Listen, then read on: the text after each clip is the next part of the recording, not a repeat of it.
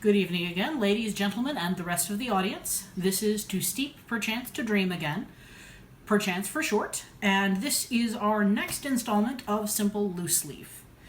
I apologize for the delay. This is my July box. It just arrived a couple of days ago, unfortunately, on August 1st.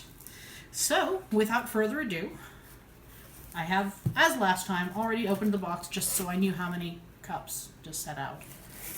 But we have 4 varieties, as you can see, along with another couple of the bags. Last time I did have a bit more threading out the first use. They seem to kind of settle down after that, but we'll see how it continues to go.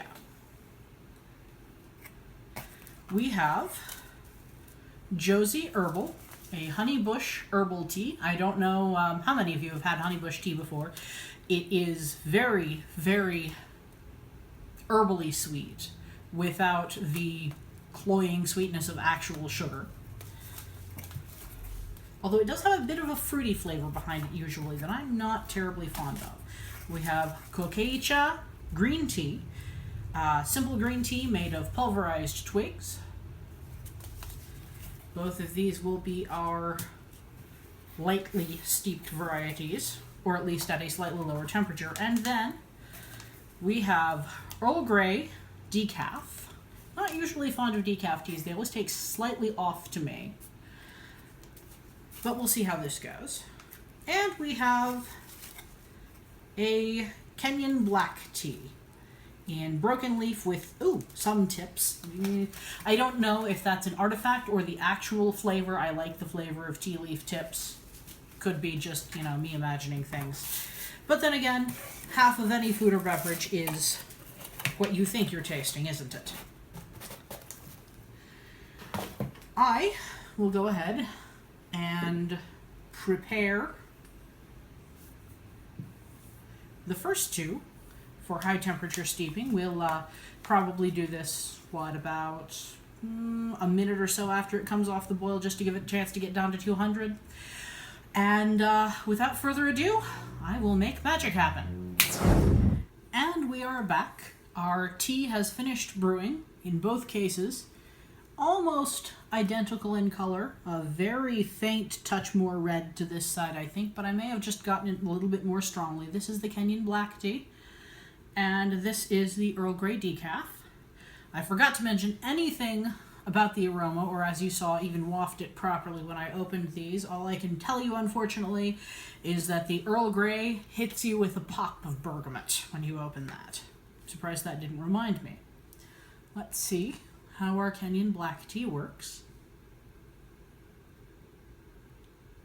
Very strong, fairly normal black tea scent. Overtones of warmth. Not much of the bitterness you usually get out of the scent of black tea. And since I have a very sensitive tongue, we're cooling this slightly. Otherwise, I won't taste any green tea.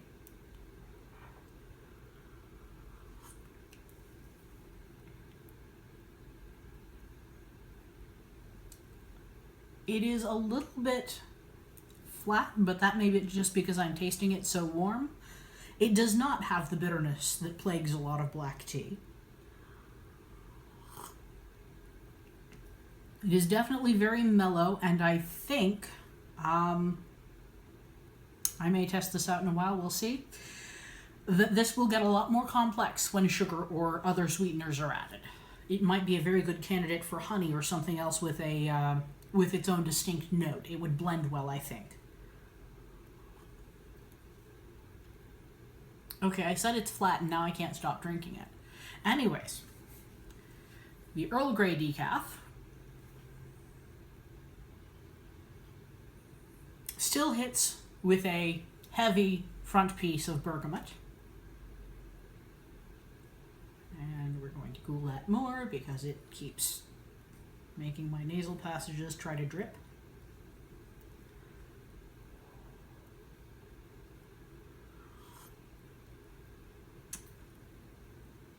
What I like about bergamot oil is that it carries a definite fruit flavor without that fruity acidity to it, and it's doing that very, very well here. I've had a lot of Earl Grey tea that is basically furniture polish with a tea aftertaste. This is not that problem. It is definitely tea-ish. It is, in contrast to most decaf blends I've had, actually a little bit more complex on the back palate than this. It stands on its own as far as I can tell.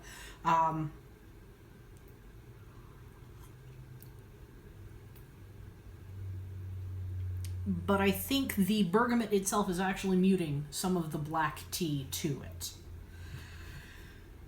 On that note, we will move on to our others because our water is rapidly cooling as I sit. And if I boil it again, then I have to wait for it to cool again, and then we're here for forever. We have, this is the Kokecha, the plain, well, is tea ever really plain? Green tea.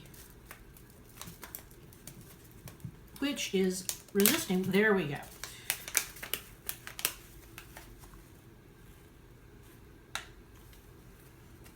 I may need some alone time with this bag. That smells very good. Very silvery. It doesn't have the rich quality of some of my favorite green teas, but then half my favorite green teas are the kind with roasted rice in them. It's long needles, if you can see there.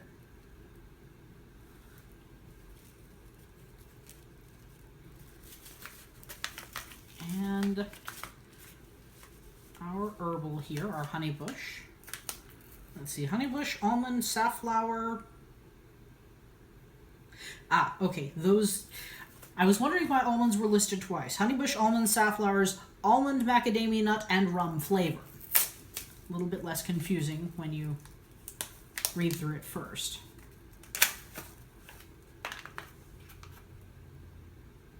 And this is basically candy. Not in the bad sense. I think I'm going to be drinking something with the hint of rum and amaretto in it almost, plus the herbal flavor of the tea itself. At this time, I will take a few moments to do magic because my stuff still needs cleaning. And we're back. Our teas have had time to steep. This one has had a little bit longer to cool because our herbal tea is recommended for a longer steep, about 5 to 7 minutes. As you can see, green tea first in this case because ideally much more delicate flavor. So much so that I can actually barely smell it in terms of the vapor. Lovely golden color, as you can see, bright.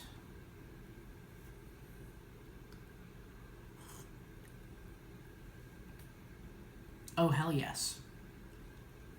That is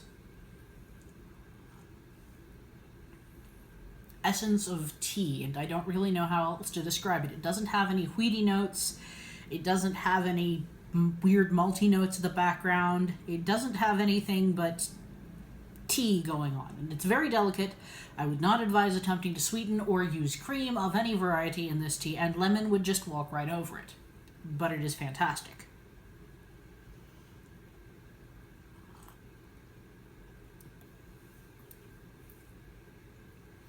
And for our candy blend. I suspect this is going to be another hell yes, but for an entirely different reason. Because I am, well, back here outside of the camera's field of view, and I can smell it from here. Ooh.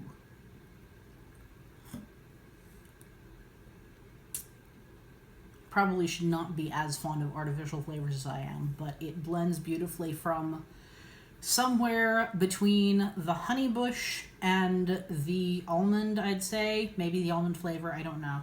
It gets a kind of a buttery quality.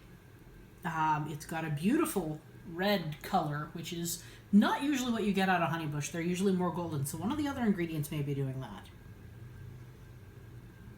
In terms of smell, it is... I don't know if you've ever smelled spiced apple cider. That without the cider or the cinnamon. Yes, I know that makes no sense. I thoroughly suspect I will be trying both this and the Kenyan black tea later with sugar, just to confirm that they are, in fact, a variety of candy.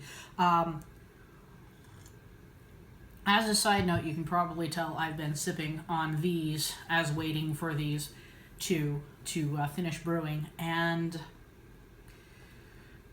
they differ varyingly in how they handle cooling down. This loses some of the flatness that I described when it was hot. It gets more complex.